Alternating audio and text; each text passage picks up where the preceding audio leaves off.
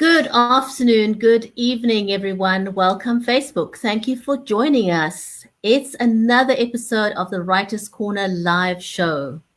You probably have a favorite type of book, either fiction or non-fiction, but you may like to know more about the different types of genres that are available. You may either be published or wish to get published. In that case, this is the show for you. Authors and aspiring authors and readers who want to know what's available. We introduce you to inspiring authors who share their stories and expertise. Right here on the Writer's Corner Live, you get to ask our guests questions and get the answers right here on the show live. Or if you're watching the replay, welcome. In that case, leave us your questions in the comments and we'll get back to you. Another favor. Let us know where in the world you are watching from, because we from all over the world right here. This broadcast is brought to you and sponsored by Be Live Media.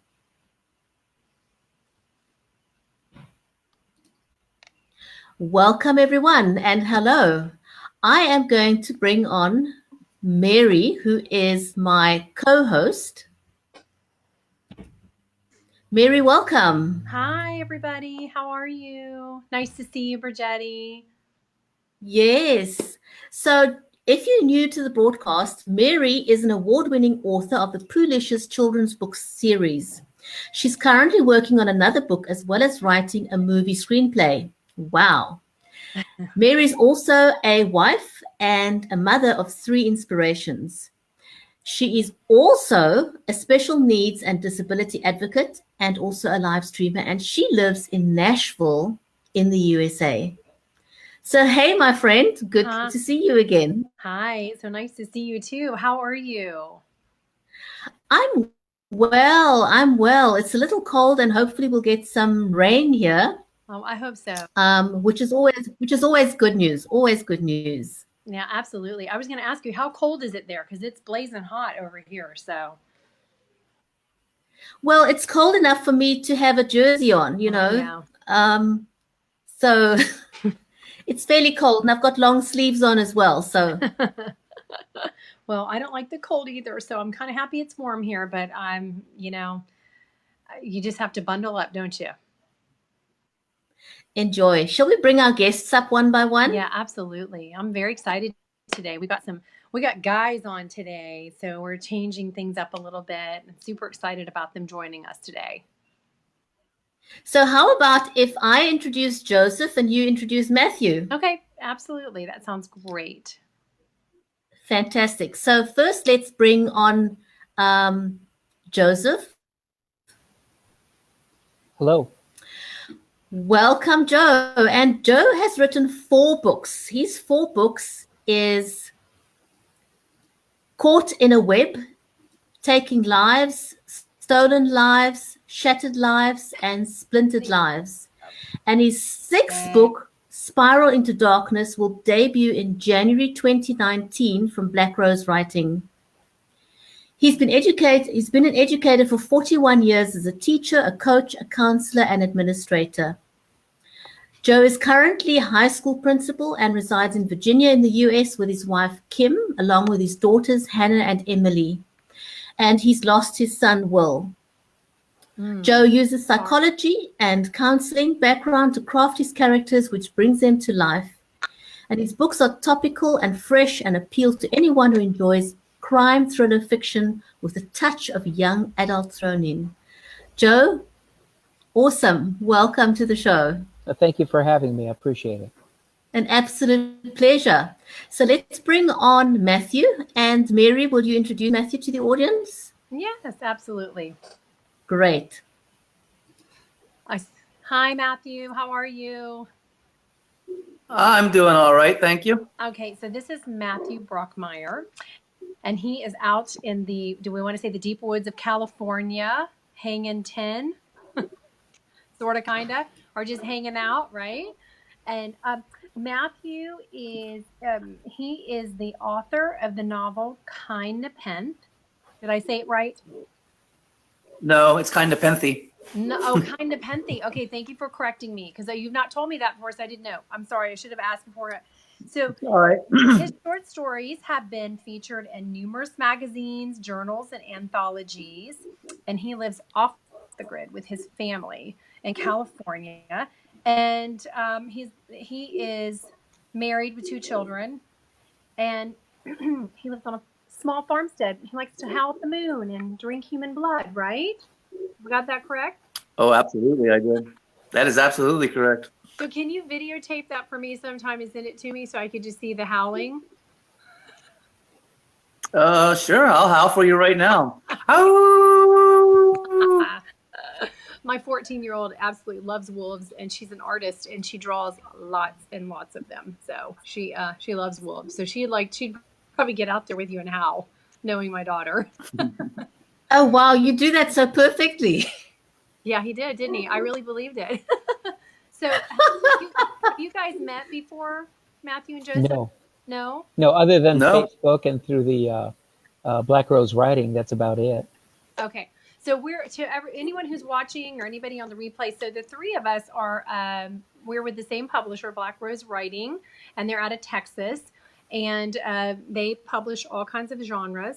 And we have a great Facebook page that is very supportive, and everyone posts in there when they've got something great and awesome going on, or they need somebody to vote for them, or just kind of to keep up with what's going on with them. So it's a great supportive group, I think. And so I think it's awesome for us to be able to meet face to face like this and kind of get to know each other. We each write different genres. Mine is children's right now. Matthew, what is your genre? Dark fiction, horror. Okay. And Joe? I'm crime thriller with a little bit of young adult. Okay. All right. Awesome. So if anybody out there is looking for these books, at the end of the live stream, we'll tell you where you can find the guys. If you want to contact them, if you want to contact them for speaking engagements or appearances, or to book them for something, or where to find their books, they'll be able to tell you at the end of the show.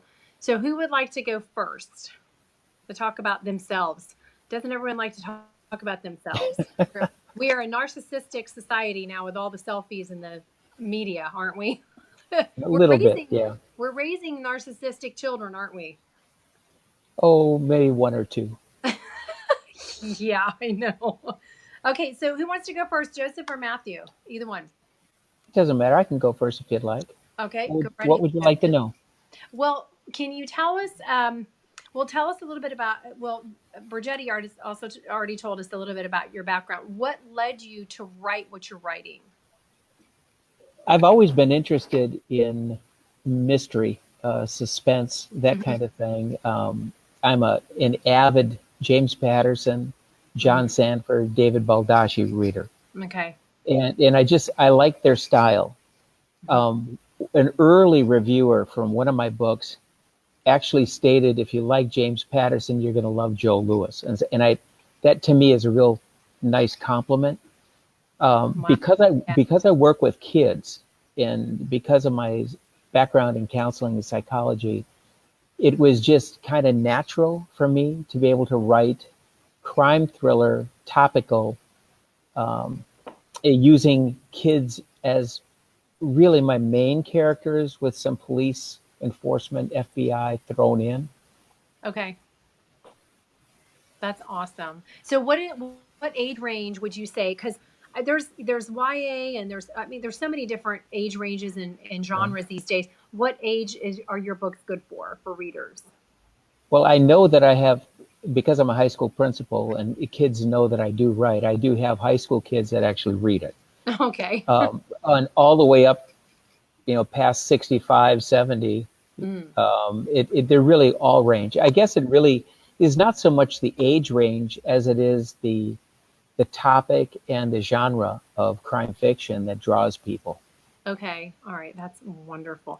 Okay. So how many words is your novel? And how many words do you like to go with the book? Because we think about those things, not so much anyone who's going to read one, but it really does make a difference in the classifications sometimes of your book when and so that's some parts of this live stream are to educate, people who want to write and they're not sure about it and they don't even know where to start. And I know I was like that. You guys were probably like that too. Where do I start? Who do I go to? And I mean, I don't know about you, but everywhere I go, somebody comes up and says, I really want to write a book, or I've been thinking How did you start? Yeah, how did you start? So, and Thornton Klein, who's another BRW writer, we've done a couple of classes for people about from writing to getting published that have been really helpful for the people who've come to them. Because when I went to search for a publisher, I had no clue what I was doing. I was totally a fish out of water. So I want to try to get information out there for anybody who is watching. And so, with words, talk about that for just a minute. Well, with the words, because I was absolutely a newbie when I started writing, I didn't even realize that there were genre-specific word counts. Yes. And so what I did is I just told a story, and it just happened to be in the crime thriller. A young adult is generally less, around 45,000 words, so maybe a little bit higher. Okay. In my genre, I think I've gone anywhere up to, I think current Caught in a Web is about 94,000, and the one that is following that's coming out in January is going to be at about 99. And so it really kind of depends upon, first of all, the story. What are the characters doing?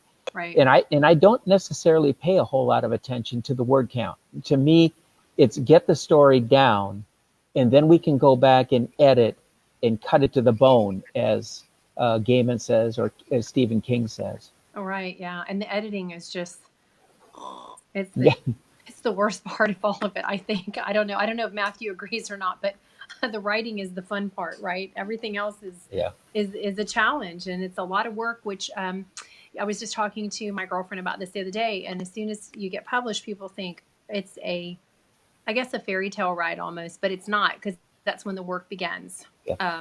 And the hard work begins, because we're all doing about 10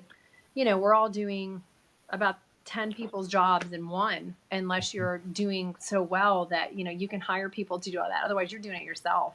Yep. So, and it's late hours and early mornings and in between. And I don't know how old Matthew's kids are, but I know mine, nap time, whenever I can squeeze in those few moments. So, that's awesome. So do you have, and in the works coming up after this one? Because I know this next one's coming out in January, right? Right. I'm actually finishing up, about halfway through, a follow-up called Betrayed that takes it. If you were to read my books, they actually take place in about a 2-year span. Okay. And so Caught in a Web takes place in the dead of winter, just after Christmas. Spiral into Darkness takes place right after that. And then Betrayed takes place in the summer. So it's the characters continue to grow, and they continue to do, and it's a very short time span. Each, from the beginning of the book to the end of the book, we're talking about a week or two max. Mm. Oh wow, that's interesting. Okay, so are you published with anyone else besides BRW? Yes, True Visions Publications did the Lives trilogy and the prequel. And then I switched to Black Rose Writing. Okay.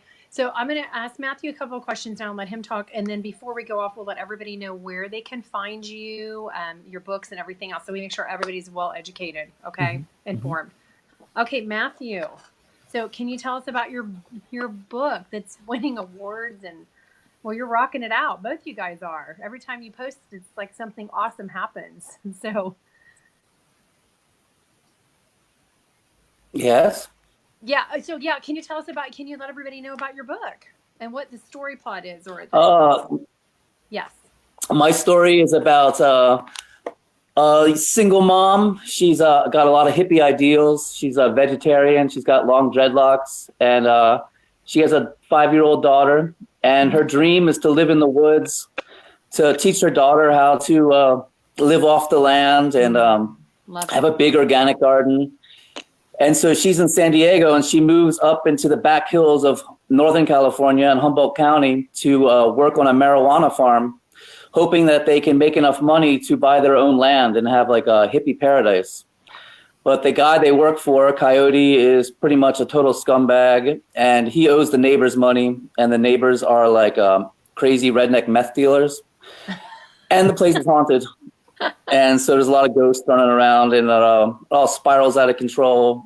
I love it. That's awesome. But it says a lot about the culture of Northern California, and okay. about lost ideals, losing your ideals, how you have these dreams, how people have big dreams, and then they'll let their ideals slip by trying to fulfill them, because the farm that she works on uses all chemical fertilizers and pesticides, and she doesn't believe in any of that. She wants everything to be organic, but she lets herself go down this path for money, and it's a dark path. Can I ask Matthew a question? Yeah, go right ahead. Matthew, I was wondering, how much of you yourself do you find in your writing, in your books? 100%. That's, I get that question. I pour my soul out, my heart. Yeah. No, but I mean, in terms of character development, do you see yourself as any of your characters? Have you read it? No, I have not. Well, the character Calendula is a lot like me, but a lot like me. But he's a bad guy in the end. But I know all these people. A lot of the people, like locals, when they read it, they'll be like, "Oh, I know these people." They're like, they're brought it true to life. Then is what you did. It's very yeah. There's actually a real life place here called Murder Mountain. Oh. It's kind of famous. Netflix is doing a documentary about it right now, but I call it Homicide Hill. I changed everything and changed everything around, but it's pretty much based on real life experiences. I think that's what makes any kind of a writer accepted, or a good writer, in that they do put a lot of their heart and soul into the writing. And I think a reader can pick out, well, that's Joe, or that's Matthew, or this is so-and-so. I really believe strongly that if you have really well-developed characters, they live and breathe. They're not cut out cardboard. Oh yeah, right. If you can master the art of writing and do it well, absolutely. And Matthew, I think that's awesome. Is this the documentary that you were part of that you're talking about on Netflix that you posted about? Yeah. Mm-hmm. Yeah. So that was pretty cool. They interviewed me. Yeah. So you have to tell everybody, are you actually? Yeah, I can't wait for it to come out. Are you actually in the documentary itself? Unless I get on the editing floor. Yeah. I mean, they interviewed me for hours and hours. It was pretty fun. Okay. Well, I hope it doesn't get cut. I have a friend who is an actor, and he was, Can you wait a second? Just give me 5.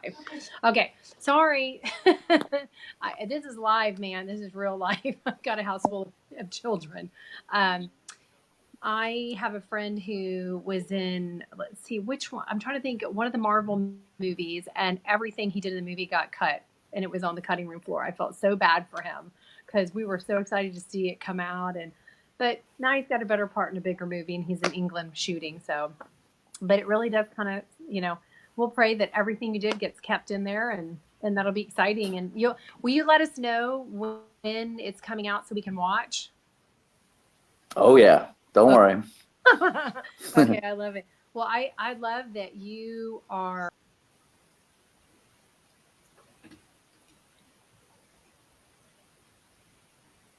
I love what you're doing, and if I could have that real life dream happen. Did we lose you, or am I lost? Yes, I think we there a little bit, so let's just get her back again. Oh yeah, I'm here. Can you see me? Yep. Okay. Yes, we can see you. Mary, can you backtrack and just repeat that again, because I think what you were trying to say got lost a little bit. Yeah. No, I just love what Matthew's doing with his kids, and Joe probably can attest to what he sees in schools, that it'd be really great to get kids back to just as natural as possible, and connecting with the earth, and living off the earth. I think it's just, we had a different society when we were doing that. And in societies around the planet, the whole ecosystem, everything about them is so different compared to us.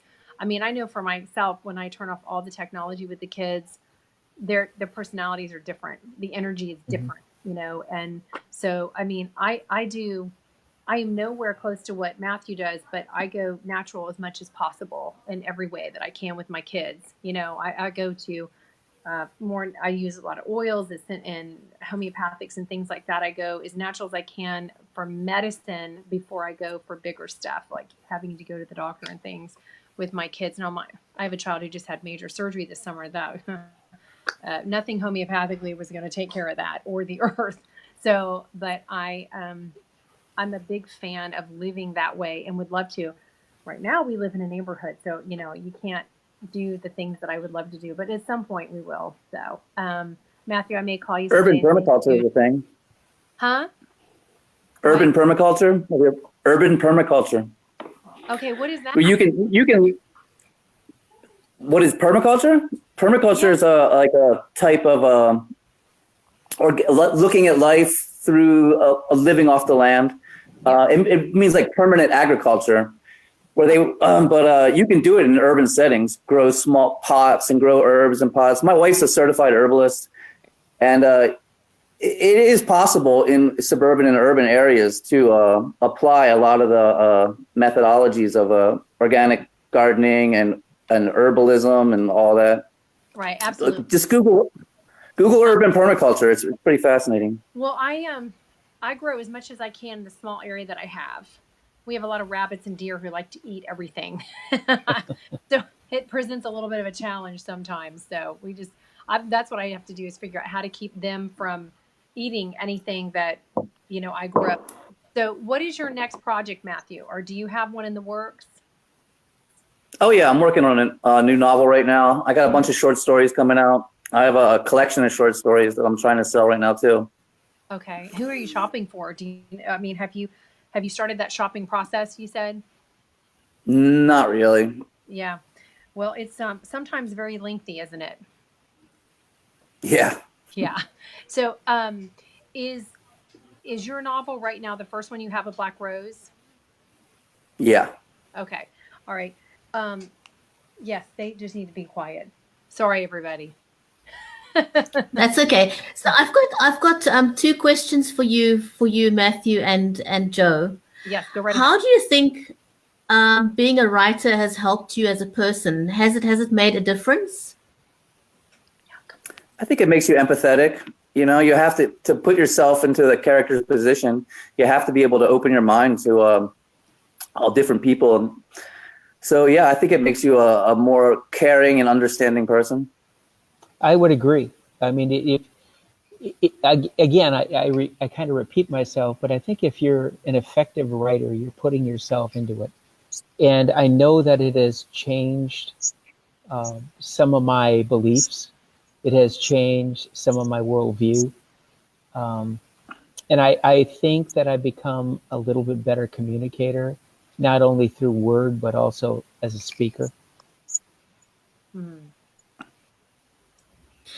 Well, that's Mary. Can I ask the same question of you as an author? Okay, I didn't hear what it was because I was interrupted. Go ahead. I didn't hear what the question. So the question is, how do you think being a writer has helped you as a person? Wow, it helps you. Well, first of all, seeing your creations come to life, I think changes a lot for a person who's a writer and a creator. It's like, because, you know, there's a lot of dreamers. We do a lot of dreaming and wishing in our lives. And when something finally comes to fruition, it's like, whoa, this can really happen. Mm-hmm. So it changes your belief system to some extent.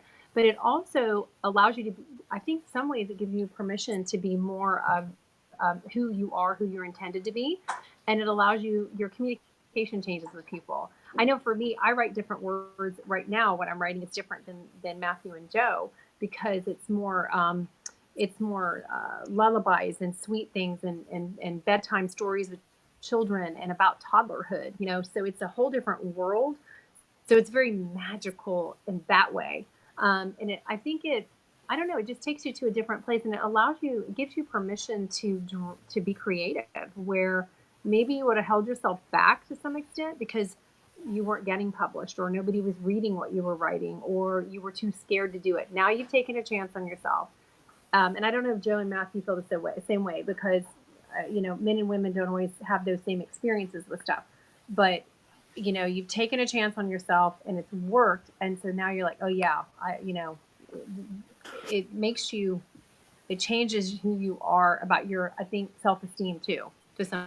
I tell you, when you finish the book and you put it out there, whether it's, for somebody to read it before it's published, or you put it out there after it's published and people are buying it, it is one hell of a scary proposition, because you're taking the gamble that somebody is going to perhaps not like it, or be disgusted by it, or they're going to fall in love with it. And then you have these arguments with people about, why did you kill so-and-so? Or, what happened to that character? And how come you had this person do that?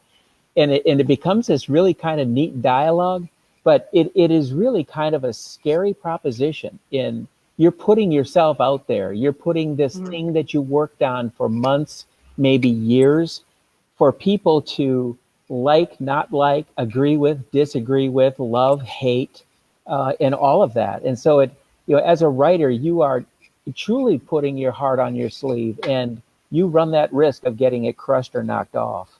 Well, you're at the mercy. I think we're at the mercy of people whether they buy it or not, right, Matthew? I mean, people don't buy your stuff. You're, Yep.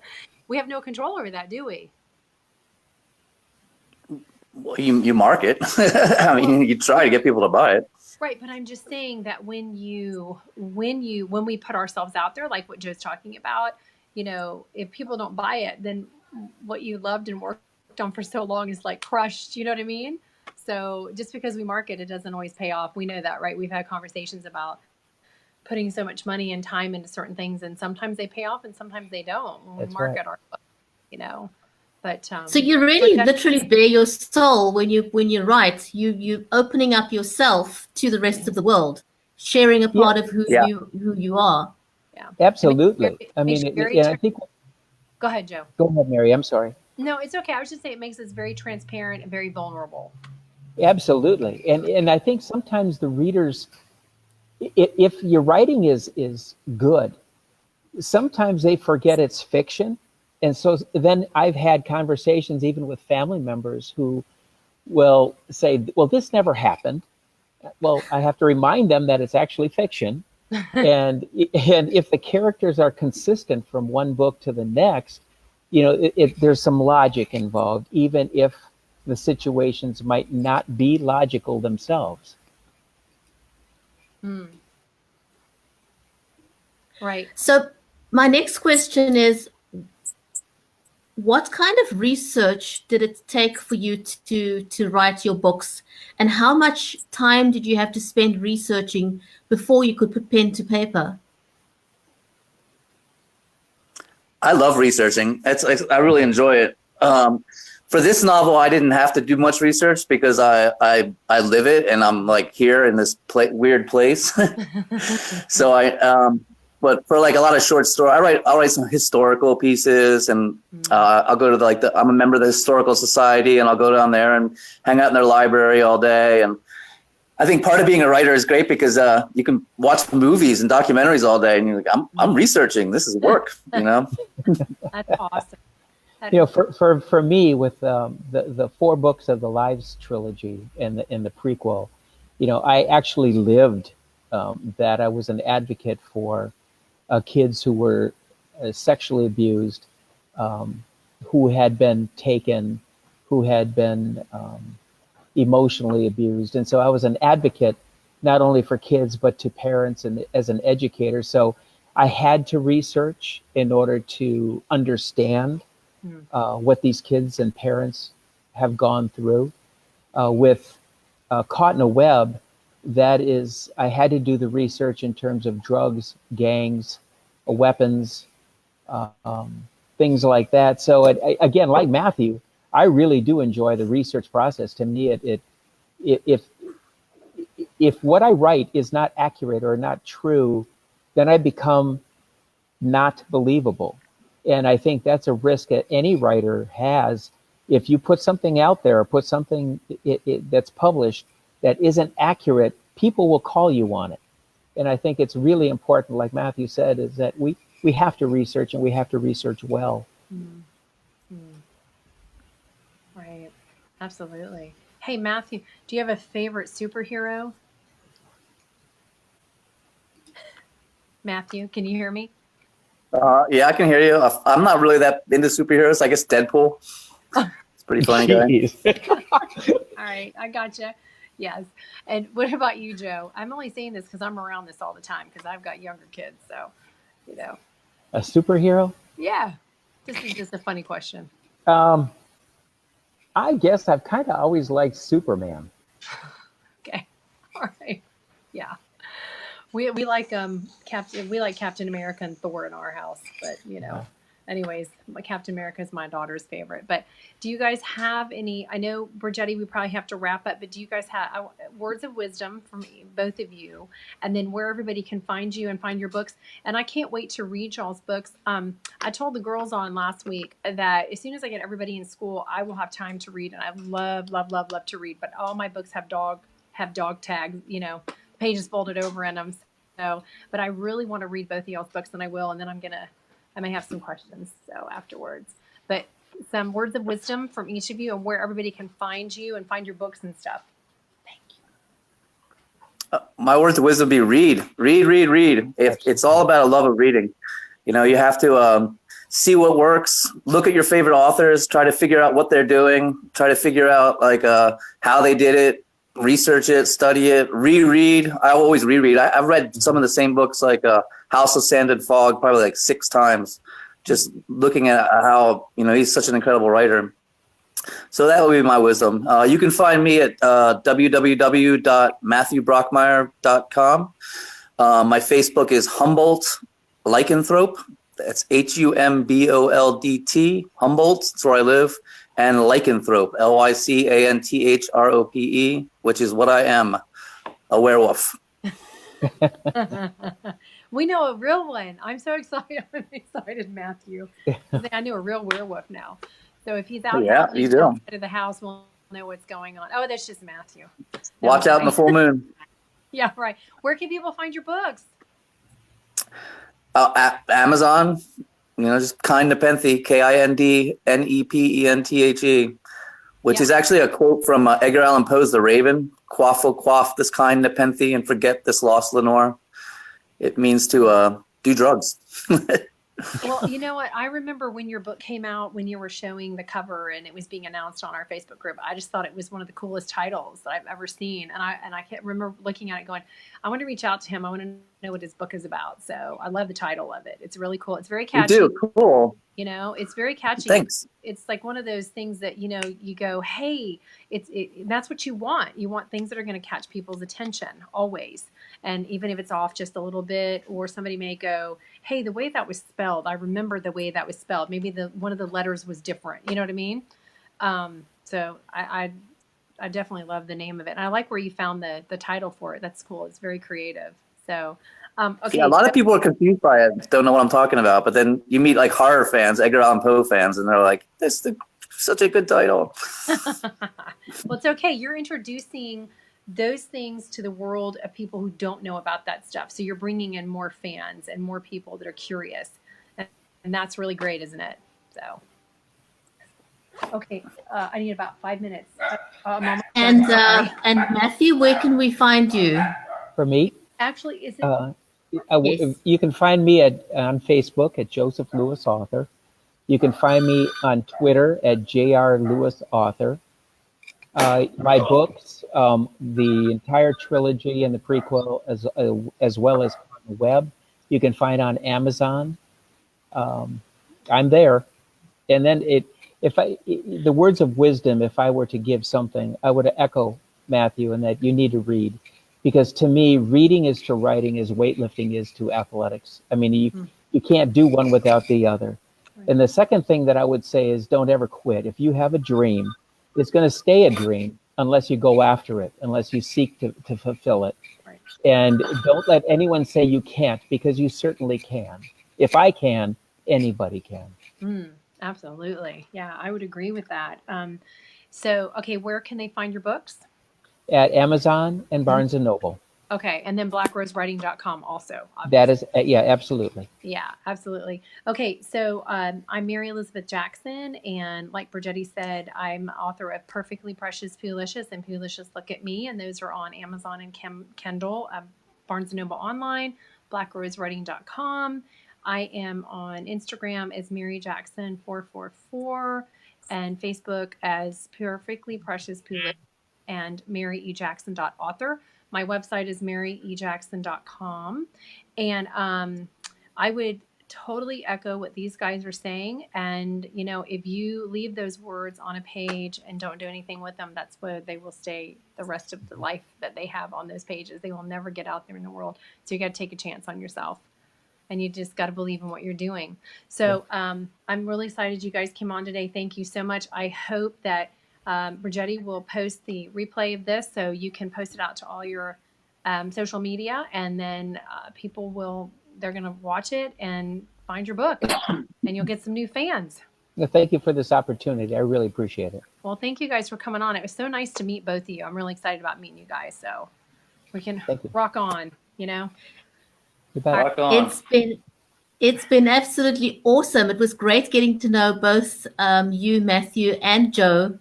Thank you so much for your time, and we hope that you'll come back again sometime. Be happy to. Thank you. Anytime, Thank you. sure. All right. Thanks, guys. Yeah, every time you have something new going on, we'll have to come back on and let people know, okay? Will do. Okay. Bye, everyone. Peace out, man. Bye. Thank you.